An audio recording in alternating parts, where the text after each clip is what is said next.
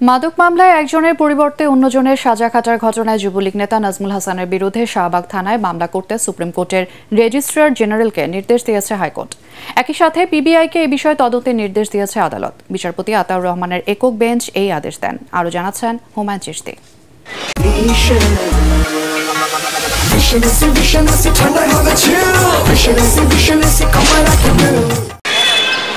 2020 সালের আগস্টে ঢাকার উত্তরার একটি বাসায় অভিযান চালিয়ে বিপুল পরিমাণ ফেন্সিডিল ও গাঁজাসহ আনোয়ার হোসেন নামে একজনকে আটক করে মাদকদ্রব্য নিয়ন্ত্রণ অধিদপ্তর।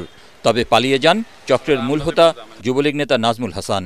এ ঘটনায় পলাতক নাজমুল হাসান সহ দুজনকে 7 বছরের কারাদণ্ড দেয় বিচারিক আদালত। তবে আদালতে আত্মসমর্পণ করে নাজমুলের পরিচয়ে জেল খাটেন মিরাজুল ইসলাম নামে এক ব্যক্তি। রায়তে প্রথমত হলো ওই যে আসামি প্রকৃত আসামি এবং যাকে জেলে আপনার ফলস আসামি হিসেবে পাঠানো হয়েছে এবং যে এফিডেভিট করেছে অর্থাৎ নাজমুল, মিরাজুল আর ফরিদ, এই তিনজনের বিরুদ্ধে শাহবাগ থানায় মামলা করার নির্দেশ দেওয়া হয়েছে রেজিস্ট্রার জেনারেলকে। পিবিআই প্রধানকে নির্দেশ দিয়েছেন যে পিবিআইয়ের একজন কর্মকর্তা যিনি পুলিশ সুপারের নিচে নয় এরকম একজন কর্মকর্তার দিকে তদন্ত করবেন। প্রতারণার ওই ঘটনায় কোনো আইনজীবী জড়িত আছে কিনা তাও তদন্ত করতে বলেছে আদালত। আদালতে আসামি উপস্থাপন করা হলে তাদের পরিচয় যাচাই বাছাইয়ের জন্য নিম্ন আদালতের বিচারকদের প্রতি নির্দেশনা দিয়েছে হাইকোর্ট।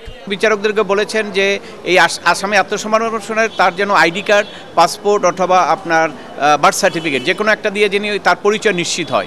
আসামি যখন জেলখানায় পাঠাবে সেখানে জানি ওইটা ওইখানে পাঠানো হয় যাতে জেল কর্তৃপক্ষ বুঝতে পারে যে এই আসামি এখানে এসছে। এবং জেলখানার অথরিটিকে বলেছেন আসামি যখন জেলখানায় যাবে তখন তাদের ফিঙ্গারপ্রিন্ট নিয়ে সেটা আপনার ভেরিফাই করা, সরকারের যে ফিঙ্গারপ্রিন্ট আছে সেখানে ভেরিফাই করা যে প্রকৃত আসামি এটিই কিনা।